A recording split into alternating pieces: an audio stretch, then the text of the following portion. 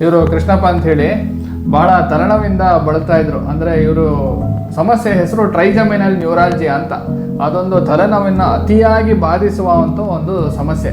ಇವರಿಗೆ ನಾವು ಶಾಸ್ತ್ರೋಕ್ತವಾಗಿ ಆಯುರ್ವೇದ ಸಂಹಿತೆಯಲ್ಲಿ ಹೇಳಿದ ಹಾಗೆ ಹಾಗೂ ಈಗಿನ ರಿಸರ್ಚ್ ಏನಾಗಿದೆ ಅದು ನೋಡಿಕೊಂಡು ನಾವು ಟ್ರೀಟ್ಮೆಂಟ್ ಮಾಡಿದ್ದೀವಿ.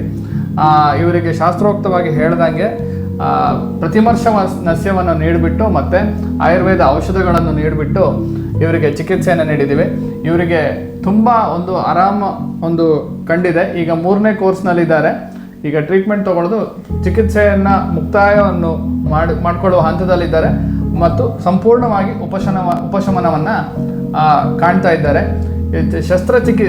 ಟ್ರೈಜಮಿನಲ್ ನ್ಯೂರಾಲಜಿ ಅಂತ ಹೇಳಿದ್ರೆ ಶಸ್ತ್ರಚಿಕಿತ್ಸೆ ಬೇಕಾಗಿರುತ್ತೆ ಸಾಮಾನ್ಯವಾಗಿ. ಇವರಿಗೆ ಯಾವುದೇ ಶಸ್ತ್ರಚಿಕಿತ್ಸೆ ಇಲ್ಲದೆ ನಾವು ಚಿಕಿತ್ಸೆಯನ್ನು ನೀಡಿ ಅತ್ಯಂತ ಯಶಸ್ವಿಯಾಗಿದ್ದೇವೆ.